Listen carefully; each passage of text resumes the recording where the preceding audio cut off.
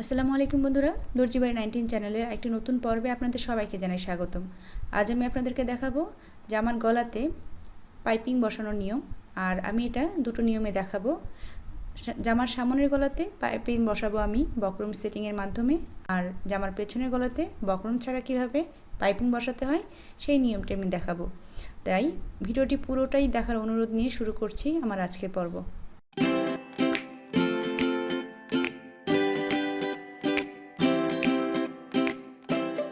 জামার গলাতে বক্রমের মাধ্যমে পাইপিং সেটিং করার জন্য আমি এখানে একটি কামিজ কাটিং করে নিয়েছি আগে থেকেই, সেই সাথে একটি গলার ডিজাইনও কাটিং করে নিয়েছি বক্রমের মধ্যে।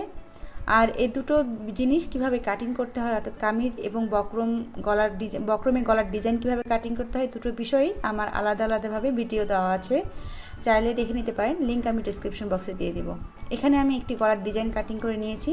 ডিজাইনটি আপনারা আপনাদের পছন্দ মতো দিতে পারেন, তবে মনে রাখতে হবে পাইপিং বসানোর ক্ষেত্রে সহজ সরল গলার ডিজাইনগুলো দেওয়াই ভালো, এতে কাজ করতে সুবিধা হয় এবং পাইপিংটা খুব সুন্দরভাবে নিখুঁতভাবে বসানো যায়।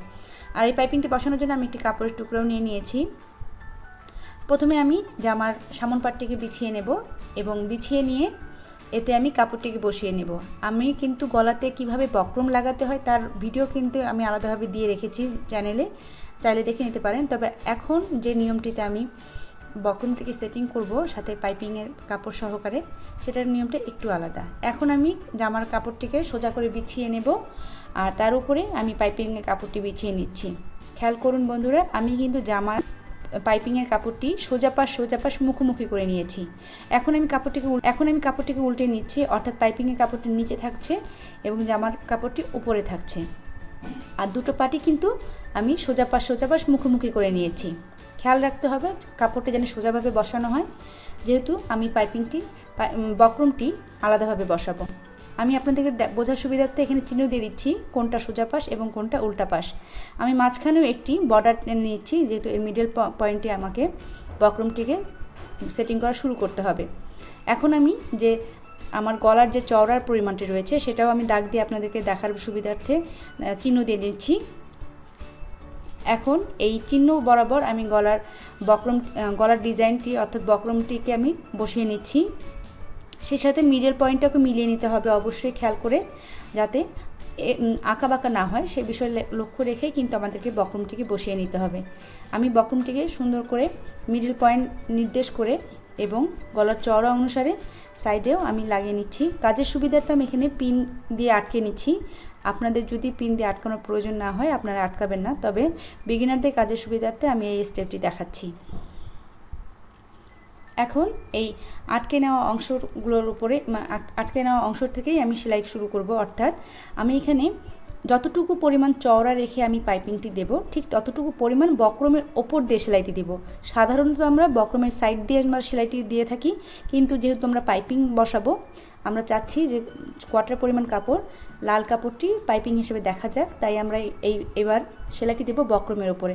তা অবশ্যই কোয়ার্টার পরিমাণ অথবা আপনাদের পছন্দ অনুসারে চওড়ার কাপড়টি নিয়ে নেবেন।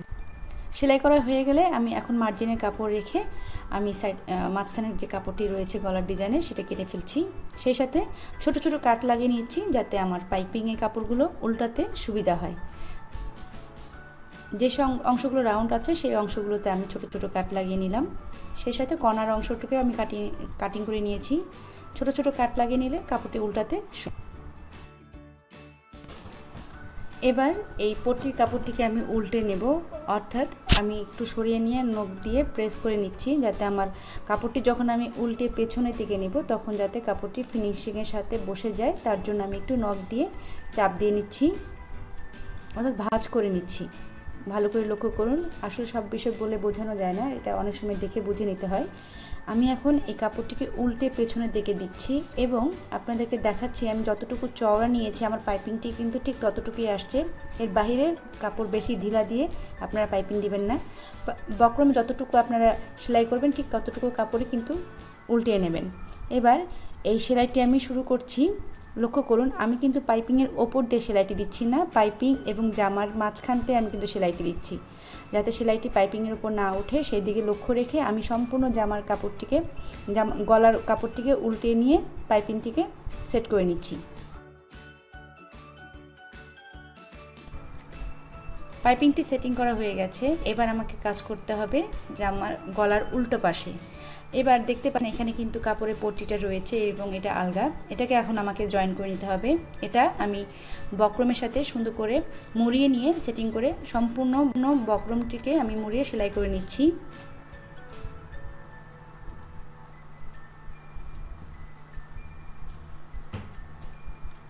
সেলাই করে নেওয়া হয়ে গেলে এই যে বাড়তি কাপড়গুলো আমি কিন্তু আগে কাপড়টিকে বক্রমের ডিজাইনে কাটিং করে নিইনি, এখন আমি কাটিং করে নিচ্ছি। এটা আমার কাজের সুবিধার্থে আমি এভাবে করে থাকি। আপনারা যদি মনে করেন আগেই কাপড়টিকে কাটিং করে নিতে পারেন বক্রমের শেপে, সেলাইয়ের জন্য মার্জিন রেখে বক্রমের শেপ অনুযায়ী কাটিং করে নিতে পারেন। আমি এখন এই কাপড়টিকে কাটিং করে ফেলে দিচ্ছি বাড়তি কাপড়গুলো। জামাতে গলার ডিজাইন সেটিং করা হয়ে গেছে, দেখতেই পাচ্ছেন। এভাবেই আপনারা সামনের গলাতে বক্রমের মাধ্যমে পাইপিং বসাতে পারেন এবং যে পেছনে যে আলগা কাপড়টি থাকলো সেটা আপনারা হেমের মাধ্যমে বসিয়ে সেট করে নিতে পারেন। এবার আমি পেছনের গলার জন্য বক্রম সেটিং করব, পাইপিং সেটিং করব। আর এখানে প্রসেসটা একটু ভিন্ন। আমি প্রথমে যেভাবে বক্রম সেটিং করেছিলাম ঠিক তার উল্টোভাবেই আমরা এখানে কাজটি করব। আমি কিন্তু পেছনে পাটে গলাটি কাটিং করিনি, শুধুমাত্র আপনাদেরকে দেখানোর জন্য। এখন আমি এই কাপড়টিকে নিয়ে নিচ্ছি এবং যে কাপড়টি দিয়ে আমি পাইপিং বসাবো সেই কাপড়টিকে আমি নিচে বসিয়ে নিয়েছি এবং সেই কাপড়টির ওপরেই কিন্তু আমি আমার জামার কাপড়টি বসিয়ে নিয়েছি। এখন আপনারা আপনাদের গলার লম্বা অনুসারে যতটুকু গলার লম্বা নিতে চান পেছনের গলা, ঠিক ততটুকু গলার লম্বা মাপ বের করে নিয়ে একটি বক্স এঁকে নেবেন। এঁকে নিয়ে সেখানে গোল করে গলার ডিজাইন এঁকে নিতে হবে। আমি সেভাবেই একটি গলার ডিজাইন এঁকে নিচ্ছি। এবার গলার ডিজাইন এঁকে নিয়ে আমি সেই গলার ডিজাইন অনুসারে নিচের কাপড় সহকারে, অর্থাৎ আমি যে পাইপিংয়ের কাপড়টি দেব সেই কাপড় সহকারে জামার গলাটিকে কাটিং করে নেব।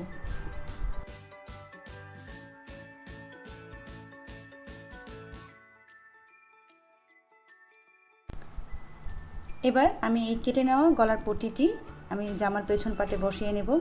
এক্ষেত্রে পট্টির যে মিডল অংশটি রয়েছে সেই মিডল অংশটি জামার মিডল অংশ অনুসারে বসিয়ে নিয়ে আপনাকে সেলাইটি শুরু করতে হবে। আমি সেই অনুসারে কাপড়টিকে সেট করে নিয়ে আমি সেলাই শুরু করছি। এখানেও আমি 1/4 ইঞ্চি পরিমাণ কাপড় নিয়েই কিন্তু মার্জিন রেখে কিন্তু আমি সেলাইটি করছি।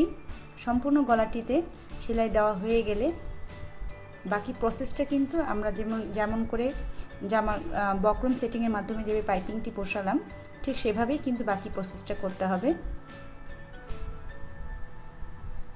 এখন আমি সামনের পাটের মতো করে এখানে ছোট ছোট করে কাট লাগিয়ে নিচ্ছি রাউন্ড অংশগুলোতে। এতে করে কাপড়টা যখন আমরা উল্টিয়ে নেব তখন আমরা পাইপিংটি সেট করতে আমাদের সুবিধা হবে। এখানেও আমি হাত দিয়ে পাইপিংয়ের কাপড়টিকে বসিয়ে নিচ্ছি যাতে ফিনিশিংয়ের সাথে আমাদের পাইপিংটি সেট করা হয়। এখন যতটুকু চওড়া আমরা সামনের পাটে রেখেছিলাম ঠিক ততটুকু চওড়া নিয়েই কিন্তু আমি পাইপিংটিকে এখানে বসিয়ে নেব। ভালো করে লক্ষ্য করুন বন্ধুরা আমি কীভাবে কাপড়টিকে উল্টাচ্ছি এবং কী পরিমাণে চওড়া নিয়ে আমি পাইপিংটিকে সেট করছি। এবারও আমি পাইপিংয়ের যে চাপ সেলাইটি দেব সেটা কিন্তু পাইপিংয়ের ওপরে বসাবো না, ঠিক পাইপিংয়ের সাইডে বসাবো জামার উপরে।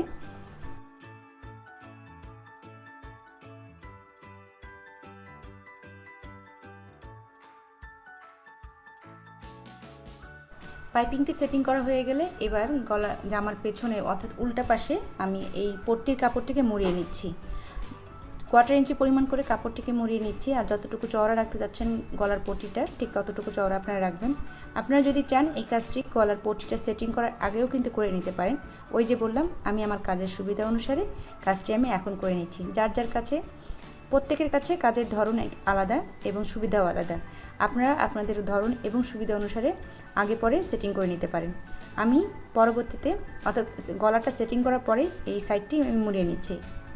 তো হয়ে গেল বন্ধুরা জামার সামনে এবং পেছনের অংশে গলার অংশে পাইপিং বসানো। আপনারা দুটো নিয়ম ফলো করে যে কোনো ধরনের ডিজাইন তৈরি করতে পারেন। আশা করি আমার আজকের ভিডিওটি নতুনদের কাজের সুবিধার্থে অনেকটা হেল্পফুল হয়েছে। আর পরবর্তীতে কী ধরনের ভিডিও দেখতে চান সেটাও আমাকে জানিয়ে কমেন্ট করতে পারেন। আশা করি আমার আজকের ভিডিওটি আপনাদের কাজে লাগবে। ভালো লাগলে লাইক শেয়ার কমেন্ট করতে ভুলবেন না। সেই সাথে আমার চ্যানেলটিকে সাবস্ক্রাইব করে আমার পাশেই থাকবেন। আজ তাহলে এই পর্যন্ত বন্ধুরা, দেখা হবে পরবর্তী ভিডিওতে। সে পর্যন্ত ভালো থাকবেন। আল্লাহ হাফেজ।